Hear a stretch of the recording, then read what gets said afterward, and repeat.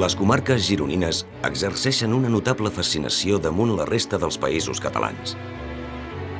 La bellesa del paisatge, d'una extraordinària varietat, i el pes de la història, que es manifesta en l'art i en els ambients evocadors de moltes poblacions, les converteixen en un pont que ens arrela a la natura i al passat. La regió gironina té en conjunt una extensió de 4.600 quilòmetres quadrats i uns 500.000 habitants. La formen 6 comarques: l'Alt Empordà, el Baix Empordà, el Gironès, la Selva, la Garrotxa i el Pla de l'Estany. Les circumstàncies geogràfiques i històriques les han configurat com un tot unitari amb identitat pròpia.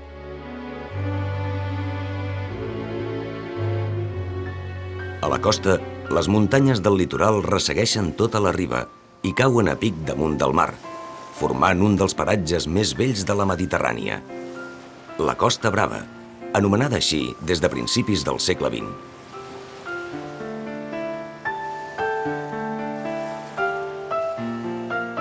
Al nord, la serralada del Pirineu, en precipitar-se a mar, ha donat origen al Cap de Creus, un immens roquissar de relleu torturat.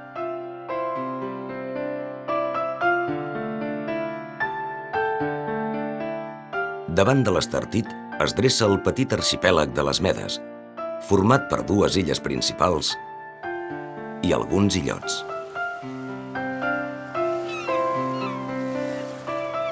Avui dia constitueix un paradís de flora i fauna, especialment d'aus aquàtiques, i és l'hàbitat idoni d'una riquíssima varietat de plantes i animals submarins.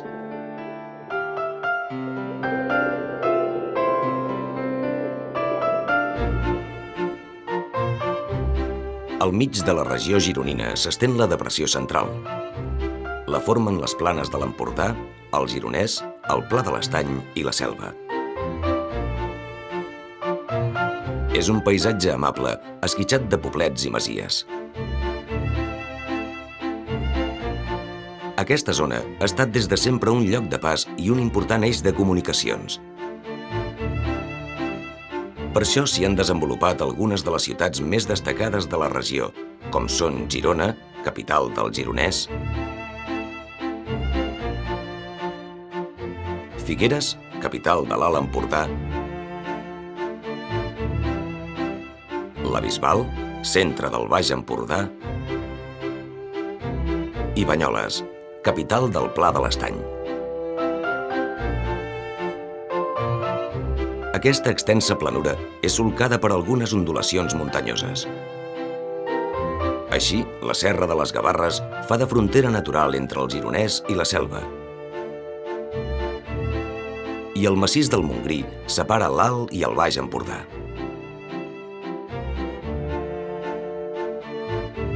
A l'interior, una ampla muralla muntanyosa encercla la Depressió Central.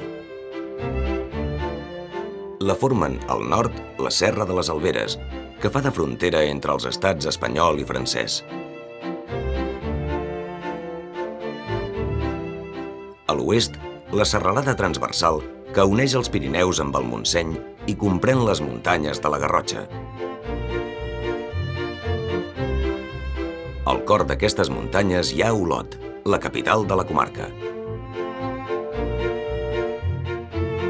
Més al sud, les estribacions de les Guilleries i del Montseny acaben de donar a la muntanya gironina una configuració espectacular. Al peu de les Guilleries s'estén Santa Coloma de Farners, capital de la Selva. La regió gironina, plujosa i propera als Pirineus, està solcada per diversos corrents fluvials. El Ter és el més destacat, amb un curs de 167 quilòmetres. Nascut al Ripollès, penetra a la zona gironina per les Guilleries i passa per Girona, on se li ajunta l'Onyar. Tot seguit travessa el Baix Empordà en amplis meandres i arriba a mar prop de l'Estartit.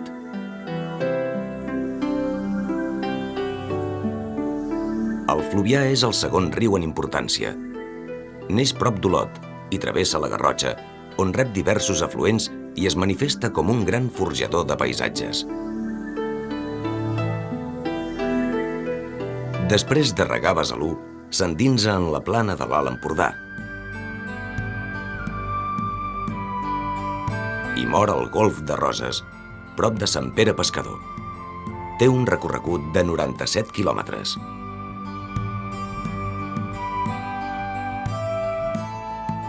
Al nord del Fluvià discorre la Muga.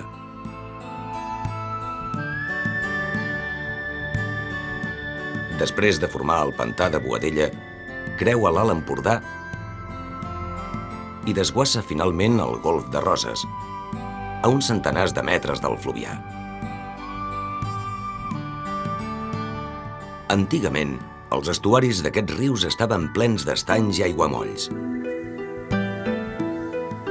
Poblacions situades avui dia a 4 o 5 quilòmetres de la costa, com Castelló d'Empúries, Pals i Torroella de Montgrí, eren ports marítims a l'edat mitjana que comunicaven amb el mar a través dels rius i dels estanys.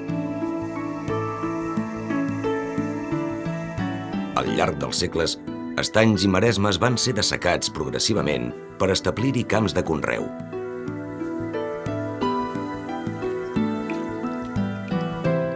Els aiguamolls de l'Empordà són restes de l'estany de Castelló d'Empúries.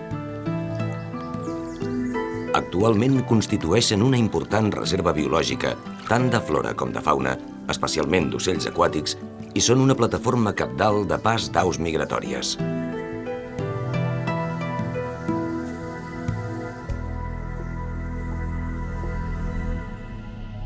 D'altra banda, la regió gironina presenta uns trets geogràfics únics a Catalunya. Té un especialíssim interès la zona de volcans de la Garrotxa. Amb més de 40 cràters, és un dels millors paisatges volcànics d'Europa. Les erupcions s'iniciaren fa 350.000 anys i la darrera es va produir fa uns 11.000 anys. Els rius de lava van originar curioses estructures geològiques, com el penya-segat de Castellfollit de la Roca, format per la superposició de diferents colades.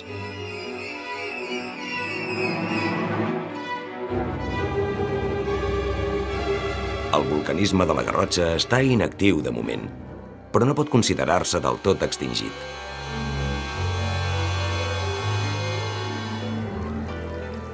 Altrament, la Garrotxa és la zona més plujosa de Catalunya i hi brollen més de 100 fonts.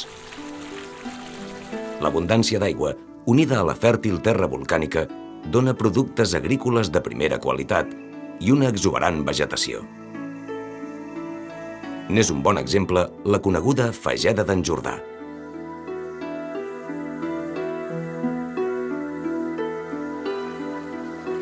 També lligat amb l'aigua, es dona un altre fenomen excepcional, els llacs del Pla de l'Estany. Tenen l'origen en els trencaments de l'escorça terrestre produïts per la gran falla que separa l'Empordà de les serres de la Garrotxa. L'aigua s'hi filtra fàcilment. El subsòl és, doncs, un món fabulós de cavernes i galeries pel qual discorren autèntics rius.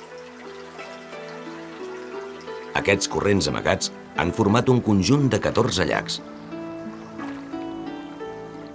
El més extens és l'estany de Banyoles, d'uns 2 quilòmetres de llargada. Té una fondària màxima de 72 metres i rep un cabal subaquàtic de 600 litres d'aigua per segon.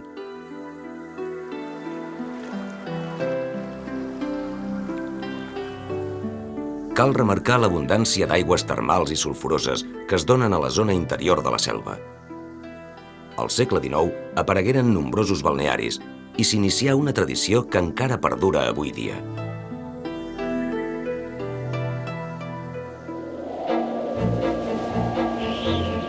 L'aire també té personalitat a la regió gironina.